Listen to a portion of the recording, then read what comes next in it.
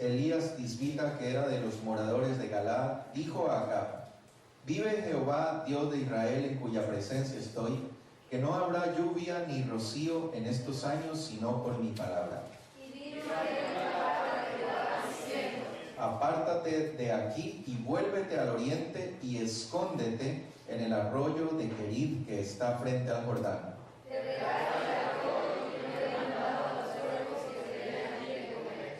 Y él fue e hizo conforme a la palabra de Jehová, pues se fue y vivió junto al arroyo de Querid, que está frente al Jordán. Y los pueblos de Israel estaban para Pasados algunos días se secó el arroyo, porque no había llovido sobre la tierra. Amén.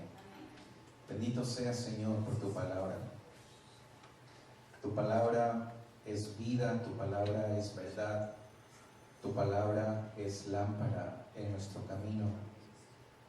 Tu palabra es la que sana nuestras heridas y venda todos nuestros dolores, todas nuestras llagas. Por tu palabra, Señor, nosotros somos sanados. Por tu palabra nosotros somos hechos tus hijos. Porque tú un día lo dijiste, Señor, y nosotros lo creemos. Y por tu palabra, Señor, estamos aquí en este día. Porque tú has dado tu palabra de vida a nuestro corazón, y porque vivimos y somos salvos por ti, estamos hoy aquí, Señor, reunidos. Te pedimos, Señor, que tu palabra una vez más haga una obra en nuestra vida, que penetre hasta lo más profundo, que discierna los pensamientos, las intenciones del corazón, que sane nuestras heridas, que rompa nuestras cadenas, para que seamos libres, para que seamos salvos en tu nombre. Que tu Espíritu Santo abra nuestro entendimiento, nuestros ojos, nuestros oídos, para que podamos ver y entender lo que tú quieres decirnos en este día, Señor, sabiendo que estamos aquí porque tú lo decidiste y porque tú quieres hacer algo en nuestra vida en este día. Que tu obra sea hecha, Señor, sin impedimento. Que nuestro corazón esté dispuesto a recibir de ti, Señor. En el nombre de Jesús te lo rogamos. Amén. Amén. Tomen asiento, hermanos.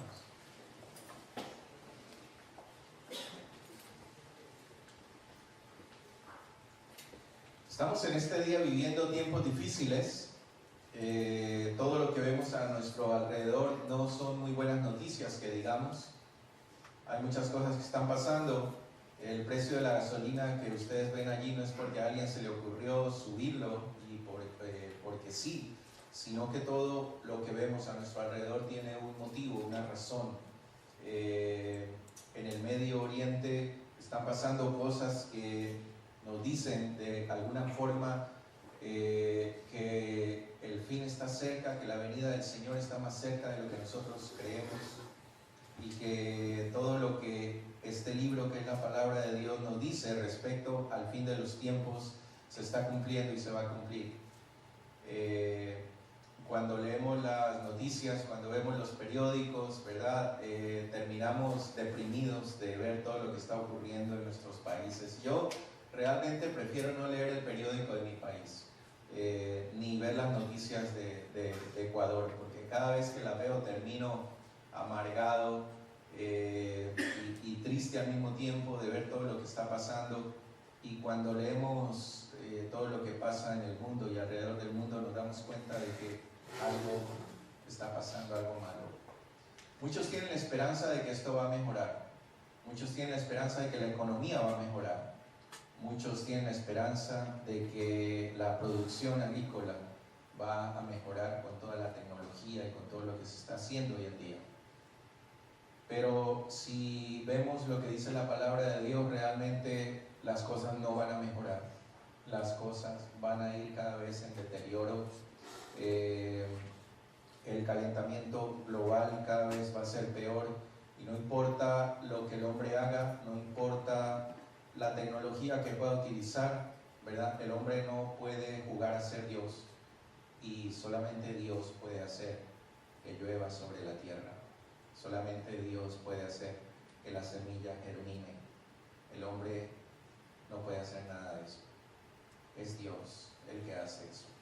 Y cuando vemos lo que la palabra de Dios dice, es verdad que va a llegar un tiempo en que alguien se va a levantar y va a traer una solución pasajera a todos estos problemas.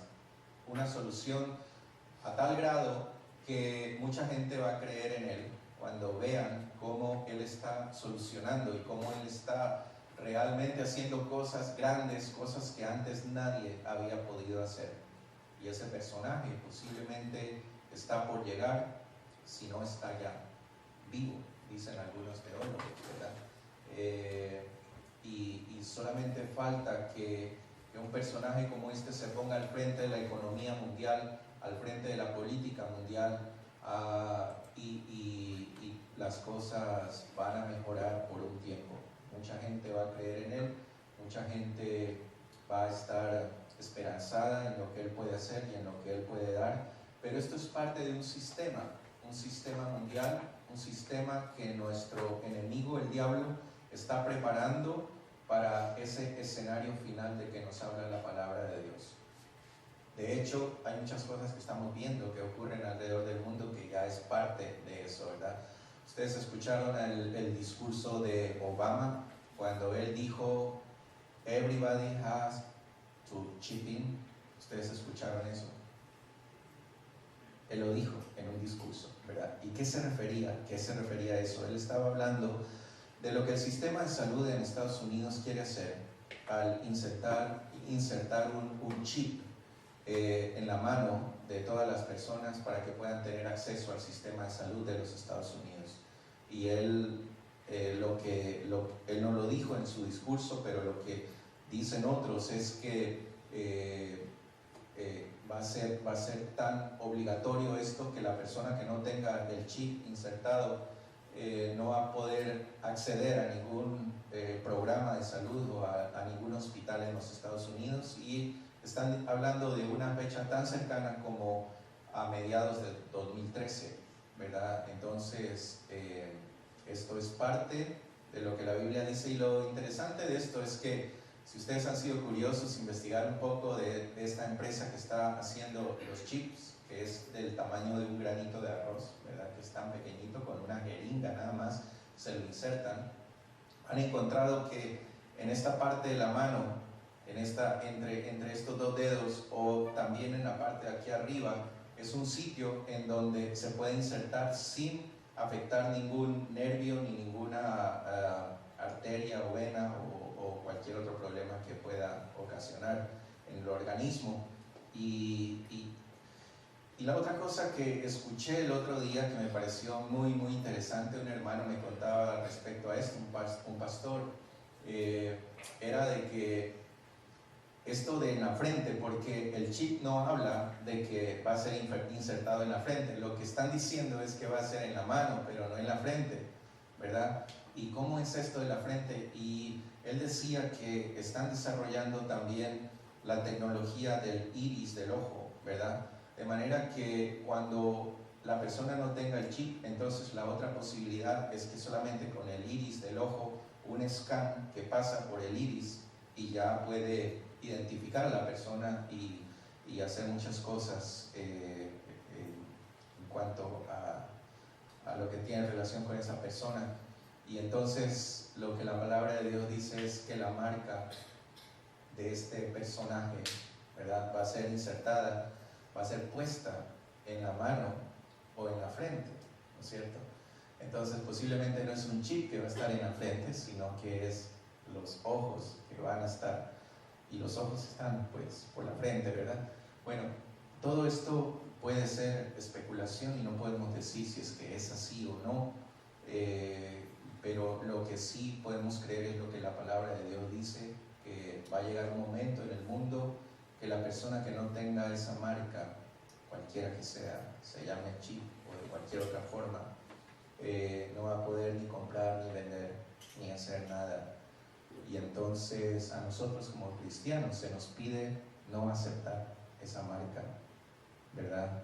Porque es la marca de la bestia, según lo que dice la palabra de Dios. Ahora, cuando nosotros estamos viviendo toda esta época, ¿verdad? Y tenemos hijos, principalmente hijos que vienen después de nosotros, hijos que están en la escuela, escuelas en donde les están enseñando, aunque todavía no se ha aprobado la ley, pero en la que les están enseñando que tener sexo de 3 o de 4 maneras está bien, y que el homosexualismo está bien, y que muchas otras cosas. El otro día vi un letrero en una escuela de aquí de Toronto, que decía la semana de la moral, ¿verdad? La semana de la moral. ¿Qué es la moral para gente que está enseñando que el homosexualismo es bueno? ¿Qué es la moral para personas que están queriendo introducir en los niños pequeñitos de 3 o de 4 años, por medio de libros con fotos, cómo se hace el amor entre hombres o entre mujeres? ¿Qué es la moral para una escuela? Y entonces nosotros estamos viviendo como un momento de sequía espiritual en el mundo, en el que cada vez como que la moralidad y las buenas costumbres pierden terreno y la inmoralidad va ganando terreno. Queríamos hacer algo en este verano en el municipio, pedir un permiso para un parque y hacer un concierto en un parque. Estuve varias veces en el municipio y muchos obstáculos, muchas cosas se presentaron, pero uno de los obstáculos más grandes que surgió fue el hecho de que no están prestando sitios públicos para actos religiosos, ¿verdad? Es decir, un acto religioso no puede ser hecho públicamente en un parque o en la calle o en cualquier otro sitio público, ¿verdad? Pero dentro de poco viene un evento que es el orgullo de Toronto, ¿verdad? El orgullo de Canadá, que la inmoralidad se pasea por todas las calles del centro de Toronto y todos están felices y nadie dice nada, ¿verdad? Pero cuando uno va a pedir un permiso para un acto religioso y para hablar de Dios y cantar música cristiana, el municipio dice no, porque esto está prohibido. Está prohibido hablar de religión, pero no está prohibido salir desnudo por las calles y hacer actos inmorales en las calles, en medio de la gente que va a participar de todo eso, inclusive niños, ¿verdad? Inclusive niños. Así que estamos viviendo en una época de sequía, en una época de inmoralidad, en una época de desierto espiritual. Y vemos aquí a un hombre en la palabra de Dios que vivió en una época así como esa. El pueblo de Israel estaba sumamente corrompido. Este rey Acab, según dice la Biblia, era de los reyes más perversos que tuvo Israel. Cuando el que gobierna, ¿verdad?, es perverso, ¿sí?, es inmoral, todos los que vienen atrás de él, los que gobiernan junto con él y el pueblo también caen en la inmoralidad. Y esto era lo que pasaba con Israel. Era un rey inmoral, su esposa era un personaje tétrico, ¿verdad? Y entonces todo el pueblo se corrompía y todo el pueblo dejó de adorar a Dios, dejó de creer en Dios, dejó de confiar en Dios, dejó las costumbres de sus padres y comenzaron a convertirse en un pueblo muy inmoral. Entonces aparece este personaje, Elías, y Dios lo llama para que vaya donde el rey y le diga que no va a llover hasta que él vuelva a decir su palabra. Realmente pasaron 3 años y estuvo la tierra en sequía durante mucho tiempo. Ustedes han visto aquí cuando por un mes no llueve, ¿verdad? ¿Qué es lo que pasa? Y imagínense ustedes la tierra varios años sin lluvia, qué era lo que pasaba. Y él fue y le dijo al rey que no iba a haber lluvia en estos años. Y después de que él dijo eso, dice la palabra de Dios que vino la palabra de Dios a él y le dijo: apártate de aquí, vuélvete al oriente y escóndete en el arroyo de Kerit que está frente al Jordán.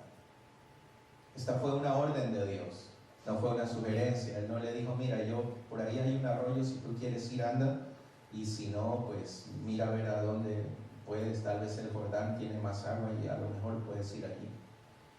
Pero no fue esa la idea que Dios quería transmitir a él. Lo que Dios le quería transmitir es que tenía que obedecer una orden que Dios le estaba dando, ¿verdad? Y cuando estamos en tiempos como los que estamos viviendo hoy en día, lo que tenemos que hacer, hermanos, es buscar qué es lo que Dios tiene que decirnos. No lo que los políticos tienen que decir, ni lo que los religiosos tienen que decir, o lo que el pastor tiene que decir, o cualquier otra persona, o el amigo, la comadre tiene que decir, sino buscar qué es lo que Dios tiene que decir para yo obedecer lo que Dios diga, no lo que otros dicen. Y lo que pasa en estos tiempos, ¿verdad? Nosotros como cristianos, al igual que toda la demás gente, tratamos de buscar ayuda y tratamos de defendernos y escudarnos en personas que creemos que nos pueden ayudar, ¿verdad? Y entonces buscamos un banco que nos diga cómo hacer una muy buena inversión para que ese dinerito que tenemos lo podamos asegurar y no lo vayamos a perder en medio de la crisis económica que está viviendo el mundo. O buscamos un buen broker, ¿verdad? Carlos está aquí, que es muy bueno, para que nos diga cuál es la mejor inversión que podemos hacer en cuanto a comprar una casa, o comprar un condominio, o comprar un bungalow, un townhouse o algo así. Pero ¿qué de Dios? ¿Qué de lo que Dios tiene que decir? ¿Estamos realmente nosotros como cristianos en medio de la crisis buscando a Dios y viniendo a este lugar y poniéndonos de rodillas aquí para encontrar y escuchar lo que Dios quiere decir que hagas en medio de esta crisis? Y este hombre estaba allí dispuesto, y la palabra de Dios vino a él y le dijo qué era lo que él tenía que hacer. Pero fíjense ustedes una cosa tan interesante, hermanos, con esto. Cuando Dios dice algo, no siempre es algo lógico de acuerdo a nuestra manera de pensar, ¿sí? Es decir, nosotros estamos acostumbrados a la lógica, ¿no es cierto? Si el dólar americano está bajando, entonces es mejor comprar euros o comprar dólares canadienses para que nuestra inversión se mantenga bien. Eso es lo lógico, ¿verdad? Eso es lo lógico. O alguien dice tienes que comprar oro. Ustedes han oído eso. Allí cuando estudiaba en el college había un profesor que nos decía siempre: compren oro, porque el oro nunca va a bajar de precio. El oro siempre sube de precio, ¿verdad? Y él mismo decía que él había comprado algunos lingotes de oro y su dinero lo tenía en un banco, en una caja de seguridad, en varios lingotes de oro. ¿Qué es lo que Dios realmente quiere que tú hagas para estar seguro? No siempre es lo lógico. Y fíjense ustedes lo que le dijo Dios a este hombre aquí. Cuando le dice: vuélvete al oriente, escóndete en el arroyo de Kerit que está frente al Jordán. Ustedes saben lo que es un arroyo, ¿verdad? Un arroyo es un riecito pequeñito que no tiene mucha agua, un arroyo. Posiblemente del ancho de estas 4 sillas aquí, eso sería un arroyo grande, eso ya es casi un río. Pero un arroyo sería como la mitad de eso, ¿verdad? Un arroyito que pasa por allí. que lleva poca agua. Si nosotros nos ponemos en la época y lo que estaba sucediendo, él había decretado sequía, y en una sequía lo que primero se secan son los arroyos, ¿o no? Porque son los más chiquitos, que son los que menos agua tienen. Lo lógico es que en un momento de sequía uno se ubique en el río más grande que hay, que es el que más posibilidades tiene de sobrevivir a la sequía. Amén. ¿Están todos de acuerdo? Pero piense usted en la lógica de Dios. La lógica de Dios es diferente totalmente a nuestra lógica. Dios le dijo a Elías, le dijo, ándate al arroyo de Querit que está ahí. El Jordán está acá, pero el arroyo está acá. Tú no vas a ir al Jordán, vas a ir acá. Porque la lógica de Dios no es nuestra lógica. Porque los pensamientos de Dios no son nuestros pensamientos. Porque los caminos de Dios son diferentes a nuestros caminos, dice la palabra de Dios. Y cuando es Dios quien te está hablando, Dios no siempre te dice lo que tú quieres hacer o lo que tú crees que tienes que hacer en ese momento, sino lo que Dios sabe que tienes que hacer. Y entonces, yo me imagino a Elías pasando por allí, ¿verdad? Y vio el Jordán que estaba acá a este lado, y dijo, pero esto es lo lógico. ¿Por qué Dios más bien no me dijo, oye Señor, ¿no crees que de pronto te equivocaste? Y en vez de ir a este arroyito ahí que se va a secar en unos cuantos días, debía yo haber ido acá al Jordán. ¿Verdad? Eso es lo que nosotros muchas veces hacemos, hermanos. Nosotros hacemos lo que queremos hacer, no lo que Dios quiere que nosotros hagamos. Lo que es lógico para nosotros hacer. Y cuando Dios te habla, tú dices, no, posiblemente no es Dios el que me está hablando, posiblemente yo creo que por lo que se ven las cosas y por lo que mi esposa me dice o lo que mi suegra me dice, es mejor por este lado, ¿verdad? Y qué gran error, qué gran error. Porque cuando uno no hace lo que Dios le dice que haga, está destinado a fracasar. Destinado a fracasar. ¿Cuántos cristianos han fracasado? En sus negocios, en su relación de pareja, en su relación de amistad con alguien, en lo que sea, muchas cosas, porque no supieron escuchar la voz de Dios cuando Dios les dijo por aquí y no por acá. Y no siempre Dios habla audiblemente, Dios lo hace y lo ha hecho. Pero Dios te habla a través de tus padres, a través de tus hermanos, a través de tu pastor y principalmente a través de su palabra, porque todo lo que Dios quiere decirnos está aquí. Y entonces muchas veces no hacemos caso. El papá te dice, no te metas por ahí, mijito, y no, el otro dice, no, yo por aquí me voy. Y luego, cuando ya está el muchacho allá,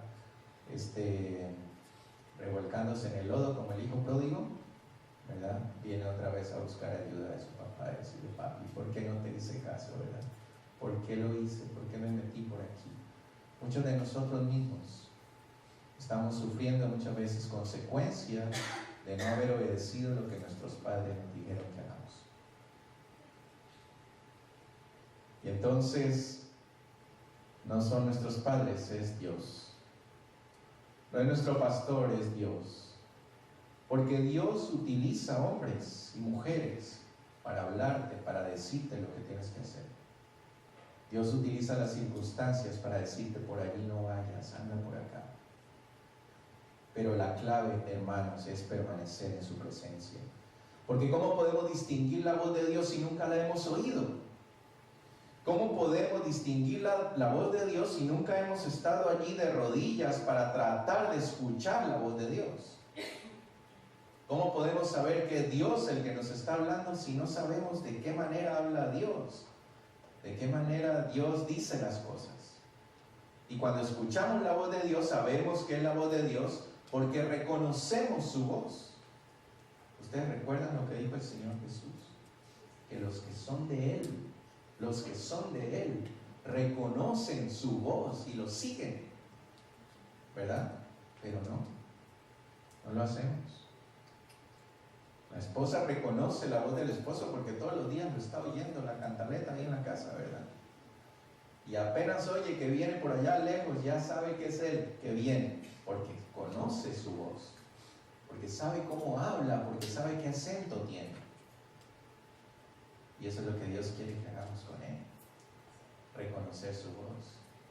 Pero la reconocemos cuando la escuchamos, seguido, cuando estamos allí en su presencia. No solamente cuando lo necesitamos. Cuando necesitamos su ayuda, a ver, Señor, háblame para ver qué dices, pero nunca antes hemos estado ahí, escuchándolo, lo que Él dice. De ahí la importancia de leer la palabra de Dios, de meditar en la palabra de Dios. Esta es la palabra de Él, es así como habla Él, este es el acento que Él tiene. Esta es su voz.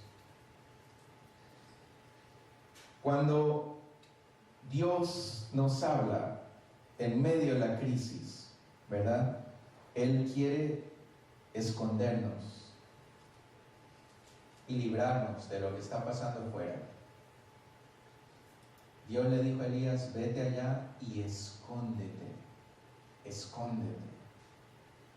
Ustedes se imaginan, Elías llegó allá y el Señor solo le dijo, anda para allá, pero le dijo, a ver tú dónde te escondes, ¿verdad? Y entonces Elías buscando ahí una cuevita al lado del arroyo o un arbusto grande donde esconderse para que no lo encuentren, porque este rey acá lo andaba buscando para matarlo. Y entonces le dijo, escóndete, escóndete, yo tengo un lugar allí preparado para ti. Y la cosa es que cuando la crisis surge, Dios tiene siempre un lugar preparado para nosotros, para donde nos podemos esconder. ¿Dónde escondernos? ¿Dónde escondernos? Él quiere tenernos allí en su mano, en el huequito de su mano. Hay una historia muy bonita que a mí me gusta mucho. Es este cuadro famoso, no sé al final si es verdad o es solamente una historia, pero un concurso respecto a la paz.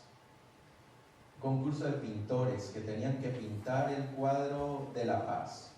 Y muchos pintores pintaron paisajes lindísimos, atardeceres lindísimos, mucha quietud, no hay viento, no hay lluvia, nada de eso, ¿verdad? Y todo eso era la paz, significaba la paz. Pero hubo un pintor que fue el que ganó, que pintó un cuadro con una tormenta en medio del mar, el cielo negro, la lluvia cayendo, el viento soplando, las olas estrellándose contra una roca, pero en medio de esa gran roca había un huequito, y dentro de ese huequito estaba un pajarito durmiendo.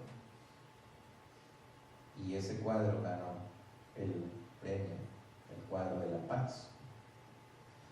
Dios no quiere sacarnos de la tormenta, porque para sacarnos de la tormenta tendría que llevarnos de aquí del mundo, ¿no es cierto? Porque este mundo tormenta por todos lados, en todas partes.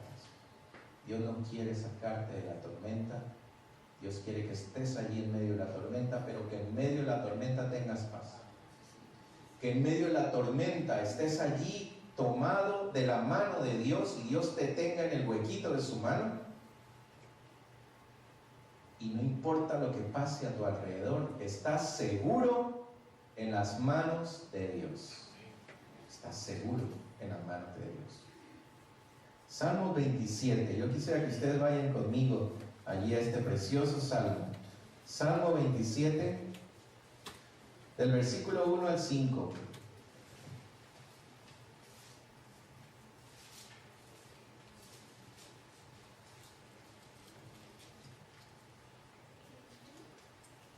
Dice: Jehová es mi luz y mi salvación, ¿de quién temeré? Jehová es la fortaleza de mi vida, ¿de quién he de atemorizarme? Cuando se juntaron contra mí los malignos, mis angustiadores, mis enemigos, para comer mis carnes, ellos tropezaron y cayeron. Aunque un ejército acampe contra mí, no temerá mi corazón. Aunque contra mí se levante guerra, yo estaré confiado. Una cosa he demandado, a Jehová, y esta buscaré, que esté en la casa de Jehová todos los días de mi vida, para contemplar la hermosura de Jehová y para inquirir en su templo. Y miren el versículo 5, porque Él me esconderá en su tabernáculo en el día del mal, me ocultará en lo reservado de su morada, sobre una roca me pondrá en alto. ¿Cuántos pueden decir amén? Amén, gloria al Señor. Cuando tus enemigos se levanten, cuando la tormenta se levante, cuando la crisis se levante, cuando todo a tu alrededor parezca negro, el Señor dice, te esconderá en su tabernáculo, en lo más oculto de su morada. Él te va a meter allí para que no te hagan daño. Pero ¿qué es lo que David demandaba? Estar en la casa del Señor todos los días de mi vida. La casa del Señor, no quiero decir que esta sea la única casa del Señor, pero esta es la casa de Dios. Y qué precioso que podamos estar aquí y buscar de Dios, y orar y buscar su rostro y refugiarnos en Él cuando estamos en problemas, cuando necesitamos estar cerquita de Él. Los días martes de oración, preciosos días, como el Señor ha estado haciendo milagros, como el Señor ha estado manifestando su presencia en medio nuestro. Qué testimonios tan increíbles de un martes al otro cuando oramos por algo y el Señor responde. Y cuando venimos aquí, sentir la presencia de Dios fluyendo en este lugar. Una cosa he demandado al Señor, y esta buscaré: que esté en la casa del Señor todos los días de mi vida, todos los días de mi vida. Y cuando logramos eso, el Señor en el momento de la crisis, en el momento del problema, te va a esconder allí donde tú estabas. Él tiene un lugar para ti, y ese lugar que Él tiene para ti es el lugar de la bendición.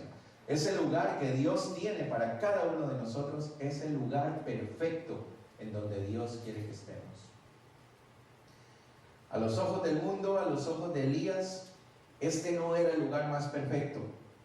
Era un simple arroyito que a los pocos días, dice allí mismo el pasaje, se secó. Pero Dios lo quería allí, en ese momento. Y Dios lo cuidó, Dios lo protegió, Dios lo alimentó y le dio lo que necesitaba. Fíjense ustedes esto, qué increíble, qué interesante. Cómo Dios bendice a sus hijos en medio de las circunstancias y por medio de cualquier persona. Ustedes saben que es un cuervo, ¿verdad? Un cuervo es un animal negro, feo, tiene los ojos amarillos, ¿no es cierto? Y tiene tan mala fama que hay un dicho que habla de los cuervos, ¿no es cierto? Dice el dicho, cría cuervos y te sacarán los ojos, ¿verdad? Yo no sé si a alguien le sacaron los ojos alguna vez, pero el dicho es así. Es realmente un animal despreciable, un animal que ninguno quiere tener de mascota, peor de mesero, ¿no es cierto? Yo creo que Jim no va a contratar ningún cuervo de mesero, porque lo primero que va a hacer es comerse todo lo que hay allí, y los invitados no comerían nada.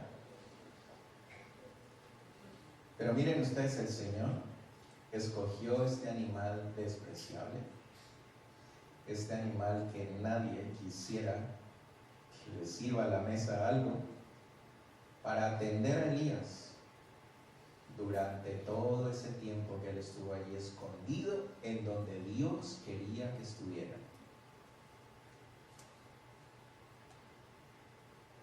Y los cuervos, dice que le traían, ¿qué cosa? Pan y carne. Uy, hermanos, yo hubiera estado feliz de todos los días pan y carne, y en la mañana y en la tarde, ¿no es cierto? Carne asada con pan en la mañana y en la tarde. Qué rico. Y Dios escogió a estos cuervos, animales despreciables, para atender a Elías y para mantenerlo y para proveerlo. ¿Cuántas veces, hermanos, en nuestra vida el Señor ha utilizado gente no cristiana?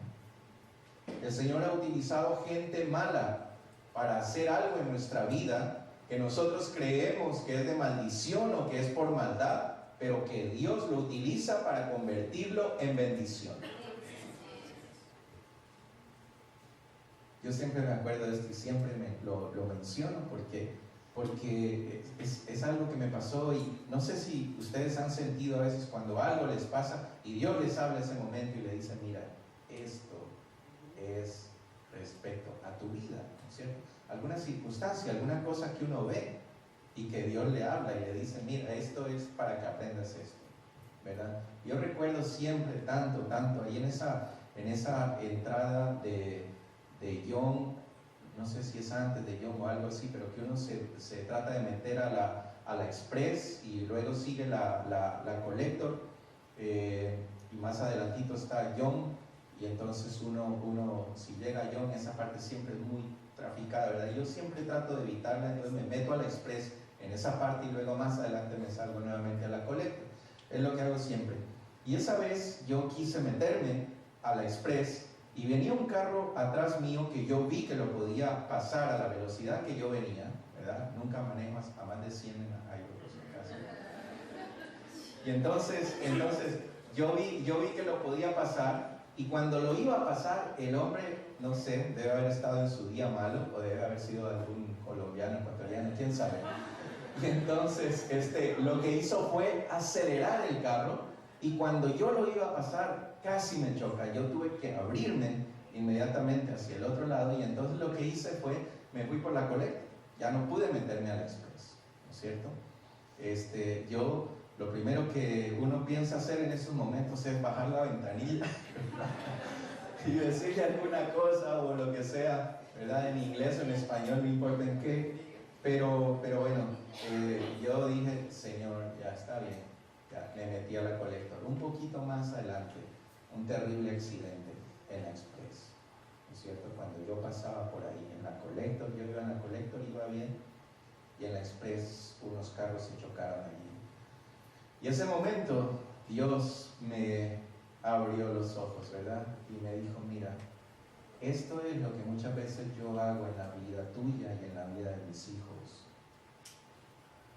Hay circunstancias que yo utilizo, hay personas que utilizo que tú crees que son malas, que tú crees que te van a hacer daño, circunstancias que te van a hacer daño, pero que yo las utilizo para librarte de algo, para traerte por otro camino en vez de ese camino al que tú querías ir, que no era el camino correcto.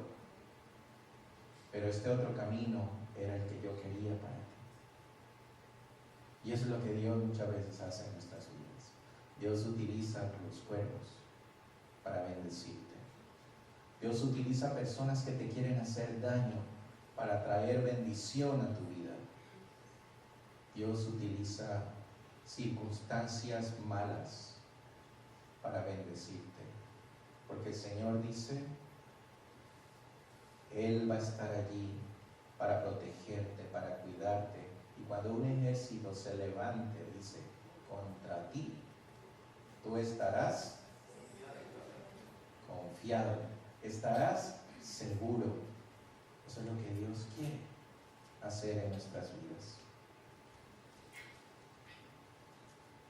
Proverbios 30, del 7 al 9 dice: una cosa he pedido al Señor, ¿cierto? Que me mantenga del pan necesario, dice allí la palabra de Dios. No sea que si tengo en abundancia reniegue de él, o si también me hace falta, también reniegue y hable mal de Dios.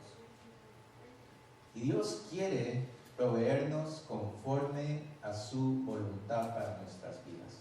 Todo lo que tú tienes ahora, todo lo que no has logrado tener, es porque Dios así lo ha querido. Porque Dios quiere que vivas en esa casa, porque manejes ese carro y que vistas esa ropa. Es porque Dios